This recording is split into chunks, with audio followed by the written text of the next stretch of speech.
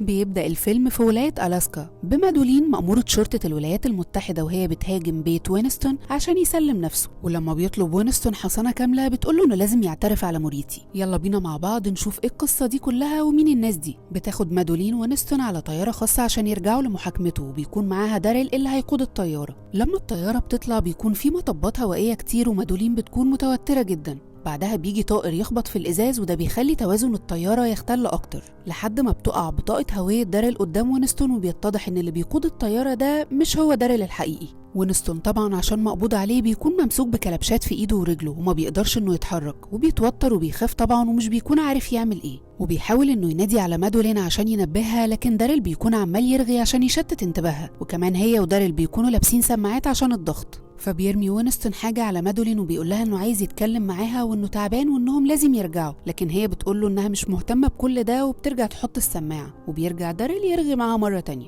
لحد ما بتطلب مادولين من داريل إنها محتاجة تتواصل مع مراقبة الحركة الجوية. في الوقت ده بيبعت داريل إشارات وما بيكونش فيه رد، فبيقول لها إن أكيد الجبال بتحجب الإشارة، ومادولين بتصدقه عادي جدا، لكن وينستون بيكون في حالة فزع وبرضه مش عارف يتصرف إزاي، ومادولين برضه بتبص له وبترجع تبص قدامها ولا كأنه موجود. لكن مادولين في الوقت ده بتحس إن في حاجة غلط، فبتقول لداريل على حد طيار نقلها قبل كده، وبتقول له إنه أكيد يعرفه، وفعلا داريل بيقول لها إنه يعرفه واشتغل معاه قبل كده. هنا مادولين بتقول له إن الطيار اللي هي بتتكلم عليه ده بنت مش راجل، فداريل بيقول لها إن كده اللعبة هتبدأ، وبتطلع مادولين المسدس بتاعها وبتهجم على داريل، لكنه بيقدر ياخد المسدس منها وبيهاجمها، فالمسدس بيطير ناحية وينستون. مادولين في الوقت ده بتعض داريل وبتضربه في عينه، لكن داريل بيضربها ضربة قوية جدا بتفقدها الوعي وبيكتفها.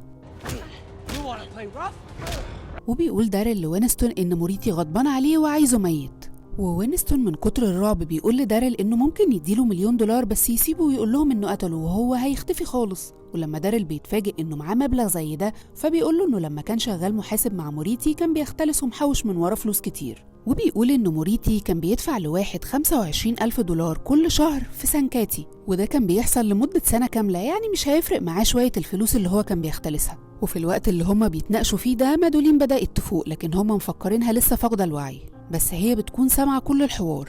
وأول ما داريل قرب من مادولين مسكت صاعق الكهرباء اللي كان معاها وضربته بيه لحد ما فقد الوعي ووقع. بعدها كانت بتحاول تشوف فين السكينة أو المسدس بتاعها، لكن في الوقت ده داريل قام وبدأ يهجم عليها، فحاولت مادولين إنها تضربه بالصاعق مرة تانية، لكن دخلوا هما الاتنين في معركة، فمحرك الطيارة اتحرك وخدت وضع الهبوط، وكانت الطيارة خلاص على وشك الاصطدام، لكن داريل بيفقد الوعي مرة تانية، ومادولين رجعت المحرك لوضعه الطبيعي، وبتفك مادولين نفسها وبتأيد داريل تكون عايزة تحركه لآخر الطيارة، لكن مش بتقدر إنها تحركه من مكانه، فبتضطر انها تفك وينستون عشان يساعدها يرجعوه لورا لحد ما يفوق ويعرفهم هيقودوا الطياره دي ازاي. وبتشوف مادولين الهويه الحقيقيه، وبيكون معاها كمان ورق بتتخض جدا لما بتشوفه، ولما بيسالها وينستون الورق ده فيه ايه فبتوريهوله، وبتكون عباره عن صور ليه هو ومادولين وكمان لبيت مامته، ومعنى كده انهم هيستخدموا مامته ويهددوا بيها في الاحداث اللي بتحصل دي، وبينقلوا داريل وبيكتفوه، لكن وينستون بيكون متوتر جدا خصوصا انهم ممكن يأذوا مامته، لكن مادولين بتهديه وبتطمنه وبتقول له انهم هيحاولوا يطلبوا المساعده، وإن موريتي مش هيقدر يأذي مامته لأنه وقتها هيفقد السيطرة عليه وهيعترف عليه كمان ويسلمه. وبيوريها وينستون هوية الطيار الحقيقية اللي عرف منها إنه مش داريل، فبتبدأ تثق فيه وبتقعده في المقعد اللي جنبها، وبعدها بتحاول مادولين تبعت إشارة استغاثة لحد ما بيتم التقاط الإشارة فعلا، وبيحاول الشخص اللي رد عليها إنه يساعدها إزاي تقود الطيارة، لكنها للأسف بترجع تفقد الإشارة مرة تانية. بس في الوقت ده مادولين بتفتكر إنها معاها موبايل بيشتغل على الأقمار الصناعية، وبتتصل بكارولين زميلتها في مكتب المارشال، وبتقول لها اللي حصل، فبتقول لها انها تتصل بيها مره تانية وهتخلي طيار يساعدها لحد ما توصل. وبيفوق داريل في نفس الوقت وبيفضل يستفز مادولين، فبترفع عليه المسدس، بس داريل بيكون بارد جدا وبيستفزها اكتر، وبيقول لها انها لو فكرت تضربه فرصاصه ممكن تستقر في خزان الوقود والطياره كلها تنفجر، فطبعا مادولين بتخاف وبتنزل المسدس بتاعها. فبتقول له مادولين انهم ممكن يعملوا صفقه، انه هو يقول لها تقود الطياره ازاي وهي ما تاذيهوش وتسيبه يدخل السجن في امان، لكن داريل بيرفض لانه كده كده مسجون فمش فارق معاه اي حاجه. وفي الوقت ده بيجي لها مكالمه من طيار اسمه حسن، وده اللي كارولين خلته يساعدها عشان تقدر تقود الطياره، وفعلا حسن بيساعدها وبيديها تعليمات وهي بتمشي عليها بالظبط، وبيفضل يهزر معاها عشان يقلل التوتر اللي هي فيه، وبيقول لها انه هيقفل الاتصال عشان البطاريه ما تخلصش، وانه هيكلمها تاني لما تقرب للسواحل.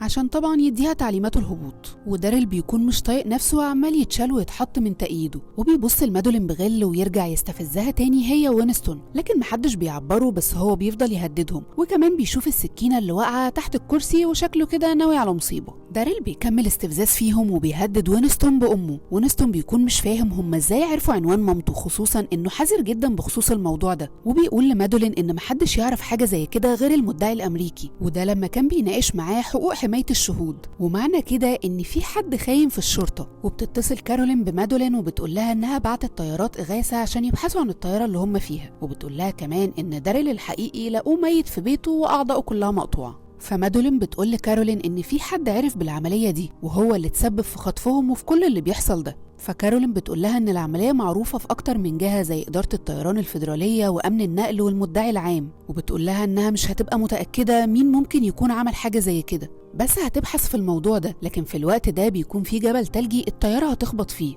ولازم مادولين تعلي ارتفاع الطيارة. فبتنهي المكالمة مع كارولين بسرعة عشان تتصرف، وبتتزحلق السكينة لما بيرتفعوا وبتروح ناحية داريل اللي طبعا بيستغل الفرصة وبيوقفها برجله وبيخبيها. بس على آخر لحظة بيقدروا إنهم يبعدوا عن الجبل، لكنهم بيخبطوا في جبل جليدي والطيارة بعدها بترتفع مرة تانية، وبيخبي داريل السكينة تحت رجله. وبيكمل استفزاز في مادولين وبيقول لوينستون إن مادولين هتقتله زي ما قتلت آخر مسجون قبضت عليه، ودي معلومة محدش يعرفها بره الجهاز الأمني. فبتروح مادولين تضربه وبتقول له جاب المعلومة دي منين، لكن طبعا داريل ما بيتكلمش وبيكمل استفزاز فيها، وبيفضل يقول لها لسه بتشوفيها وهي بتتحرق لما بتغمضي عينك، وبتسمعي صوتها وهي بتصرخ من الحرق. فبتفضل مادولين تضرب فيه ضرب عنيف لحد ما بينزف، وبترجع مكانها مرة تانية في قيادة الطيارة. لكن في أثناء الضرب ده بيكون داريل خد النضارة بتاعت مادولين وبيكسر النضارة وبيحاول إنه يفك نفسه. وبتحكي مادولين لوينستون إنها من 3 سنين قبضت على واحدة اسمها ماريا، وماريا كانت شغالة مع عصابة مخدرات، وفضلوا وقتها في فندق 3 أيام مع بعض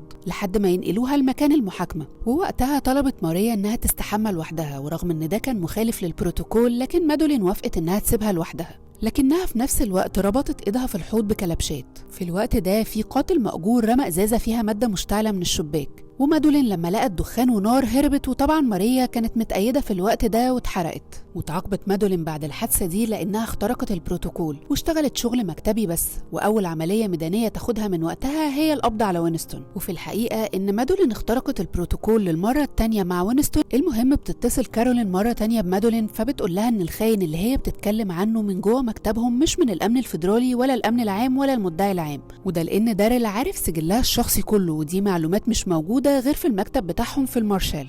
كارولين في الوقت ده بتقلق وصوتها بيتغير، وبتخرج كل الموجودين معاها في المكتب عشان ما يسمعوش الكلام اللي بتقوله. ولما مادولين بتقول لها انهم لازم يبلغوا المدير كوليريدج، فكارولين بتقول لها ان ما ينفعش حد يعرف لحد ما يتاكدوا مين اللي ورا الموضوع ده. مادولين في الوقت ده بتبدا تشك ان كارولين ليها علاقه باللي بيحصل ده، وبتنهي معاها المكالمه. وبتتصل مادولين بمكتب كوليريدج مدير المارشال عشان تبلغه بكل حاجه، وفعلا بتبلغه ان كارولين فانسات سربت معلومات وانها ليها علاقه باللي بيحصل. فبيقول لها انه هيتصرف وانها تتصل بيه في اي وقت في بيته في سانكاتي. كل ده وداريل بيحاول يفك نفسه ومحدش منتبه له، لحد ما بيشوف وينستون ومادولين الساحل. وبتتصل مادولين بسرعه بحسن عشان يقول لها تعمل ايه عشان هبوط الطياره. وبتفتكر في الوقت ده مادولين حوار ان موريتي كان بيدفع لواحد في سانكاتي $25,000 في الشهر، الحوار اللي كانت سمعته لما داريل كان بيهدد وينستون. وبتتأكد من الحوار ده من وينستون اللي فعلا بيقول لها ان ده كان بيحصل لكنه ما يعرفش ده كان في مقابل ايه. فبتتصل مادولين بسرعه بكارولين وبتقول لها انها شكت فيها وبلغت كوليريدج مدير المارشال، وان معنى كده ان المدير هو اللي شغال مع موريتي، وان هو الشخص اللي كان بيدفع له $25,000 في الشهر مقابل التسريبات بتاعته. وبتقول لها انها كده في خطر ولازم تسيب المكتب بسرعة قبل ما يوصل لها. وبترجع تتصل بحسن مرة تانية لما بتشوف حطام سفينة وبيبلغوه باسمها عشان يحددوا موقعهم، وبيطلبوا قوة تنقذهم وفعلا بيحددوا الموقع. وفي الوقت اللي بدأت تاخد فيه مادولين تعليمات الهبوط من حسن، بيكون داريل قدر يفك نفسه وبيضرب وينستون بالسكينة وبيمسك حبل يخنق بيه مادولين، لكن وينستون في الوقت ده بيشيل السكينة اللي غرسها في صدره وبيضرب بيها داريل.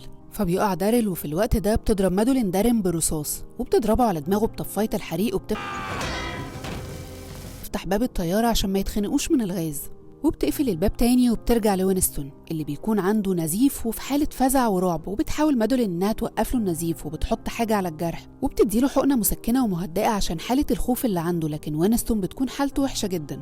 فبتتصل مادولين بحسن مرة تانية وبتقوله انهم لازم يهبطوا بأقصى سرعة عشان يلحقوا وينستون بإسعافات أولية، لأنه لو ما أدلاش باعترافاته كده كوليريدج وموريتي مش هيتحاسبوا. لكن المشكلة بتكون ان خزان الوقود قرب يفضى، ومعنى انها تهبط أسرع انها لازم تزود السرعة، وده هيخلي الوقود يخلص بسرعة وممكن كمان ما تلحقش انها تهبط. لكن مادولين بتكون مصممة عشان تلحق تنقذ وينستون، وبتكسر مادولين البروتوكول للمرة التانية وبتفك الكلبشات من ايد وينستون لانه في حالة اعياء شديدة. وبيكون وينستون حاسس ان هو هيموت خلاص، فبيطلب منها انها تزور مامته لما يوصلوا عشان تطمنها. وبتتصل مادولين بكارولين لكن بيحولوها على كوليريدج اللي بيقول لها ان فعلا كارولين طلعت خاينة، وانها كانت خارجة من المكتب وعملت حادثة وماتت، وان السواق اللي كان سايق العربية هرب، وانه اكيد طبعا من اتباع موريتي. مادولين في الوقت ده بتنهار وبتقوله انها عارفة ان هو السبب في كل اللي بيحصل، وانها هتبلغ عنه هيئة المحلفين، وانها مش هتسيبه الا ما يتحاسب. فبيهددها كوليريدج وبينهي المكالمة. وبتتصل مادولين بحسن وبيقول لها ان الرادار لقط الاشارة من الطيارة وانها في امان دلوقتي وهتهبط. لكن وينستون بتكون حالته سيئة وبيفقد الوعي ونبضه بيكون ضعيف جدا. وبيفوق داريل وبيرجع يمارس هوايته بانه يستفز مادولين مرة تانية، وبيحاول يفك نفسه عشان يخلص عليها. وفعلا بيفك نفسه وبيهجم على مادولين وهي بتهبط بالطيارة، فبتضطر تضربه بالمسدس والطيارة بتنحرف عن مسارها. لكن بترجع مادولين تسيطر عليها مرة تانية، ولكن للأسف في الوقت ده الوقود بينفذ، وبتضطر انها تكمل الهبوط من غير وقود، والهبوط بيكون صعب جدا والطيارة بتفضل تتخبط وجناحاتها بتتكسر، ومادولين مش بتكون قادرة انها تسيطر عليها تاني، والباب بتاع الطيارة بيتكسر وداريل بيطير بره الطيارة وعربية بتدوس عليه، وبتفضل الطيارة تتخبط وتتكسر لحد ما في النهاية الطيارة بتقف، وبتكون في قوة وإسعاف وراهم، وبتفوق مادولين وينستون والإسعاف بياخدوه. لكن مادولين أول ما بتنزل من الطيارة بتلاقي شخص شكله مريب جدا بيدخل عربية الإسعاف ورا وينستون، فبتشك فيه وبتجري عليه بسرعة، وفعلا بتلاقيه بيخنق وينستون بأوامر من كوليريدج، فبتقتل الشخص ده وبتنقذ وينستون. وبكده قدرت مادولين انها تنفذ المهمة وتنقذ وينستون الشاهد الوحيد على إدانة كوليريدج وموريتي. وبس بيخلص فيلمنا على كده. قبل ما تمشي ما تنساش تعمل لنا سبسكرايب ولايك وشير الفيديو مع أصحابك اللي بيحبوا الأفلام، واستنوا الملخص الجاي. سلام.